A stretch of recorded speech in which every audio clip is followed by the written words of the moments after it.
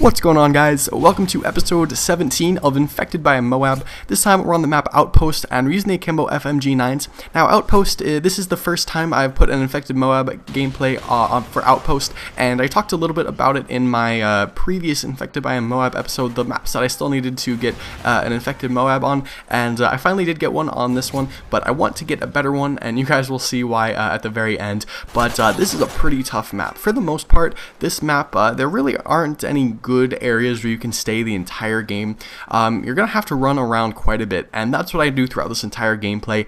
It's very uncharacteristic of how I play Infected, and it's very, very difficult for me because my rushing aggression, my rushing and aggression type of gameplay kind of kicks in, and for the most part, I'm a little bit too aggressive when it comes to playing Infected when I have to run around.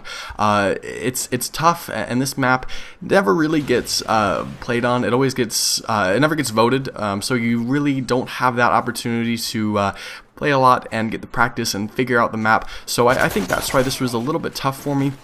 For the most part, though, I'm going to stay in the back part of the map where I was at the very start of this game. I'll go back to it here in just a bit, but this area right here is kind of the hot spot, the danger zone. This is where a majority of the Infected will come after they just spawn, just because they all try to get in that building back there, and it's just one thing to keep an eye out. If you're trying to pick up 2 or 3 kills at the beginning, it's one thing that you might want to consider is heading on over there.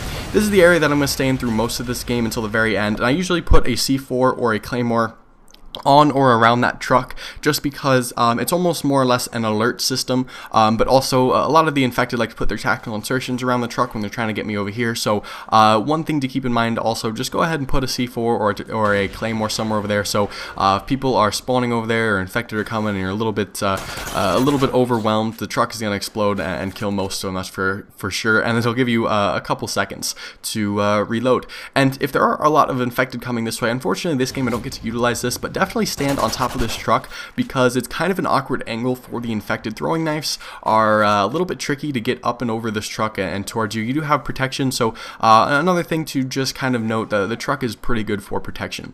And you guys see, I'm not staying in one spot for very long.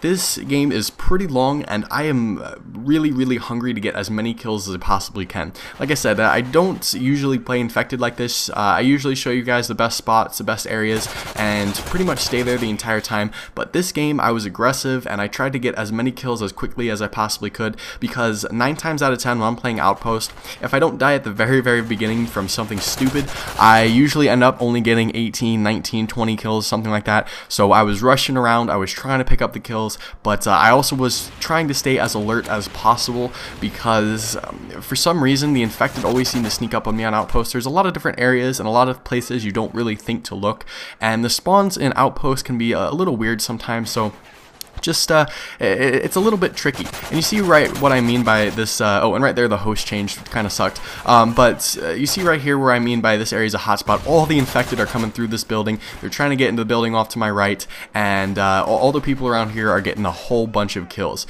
But one thing you do have to keep in mind, they will come from that back area right there, so you kind of have to watch the back and watch the front. That's what I'm doing here. I'm picking up the people that I can get pretty quickly, but I'm trying to keep myself out of danger, because there's a lot of dangerous areas in Outpost, and it's very tricky. So right here there's about a minute left in the game, and the Infected, it's 12-6 right now. There aren't too many Infected, and as the clock starts counting down, I get a little bit nervous, and this is why I run to the back. And right here, this Infected was the worst player I've ever seen. He had, I think, 2 or 3 opportunities here in just a second to get me, and he didn't get me at all. I don't know what the hell he was doing. But yeah, so that's why I'm running back here, because I see that there are a lot of people back here getting killed, a lot of Infected back here getting killed. So I head on over here and kind of investigate and see if I can pick up any kills. And of course, when I do get back there, I see 2 lovely boosters, which is totally ruins the game. Woody's gamertag, he talked about people Infected cheating and blocking people and split screeners. It's just so obnoxious. I hate people who ruin the Infected games for everyone else. But this is the other area that I would definitely recommend if you're having a little bit of trouble or are kind of toward the end of the game. This is a very popular area back here with about 3 seconds left. I get the MOAB and get throwing knife that defies the laws of gravity. I don't even know how I got throwing knife. And of course, time runs out. At the very end of the game, I get the MOAB. I will definitely try to get an actual MOAB that I get to call in on Outpost. Very tricky map, very difficult, but I'll get one, I promise. Hit that thumbs up button if you guys enjoyed. Also hit that subscribe button for future Call of Duty videos, and I'll see you later.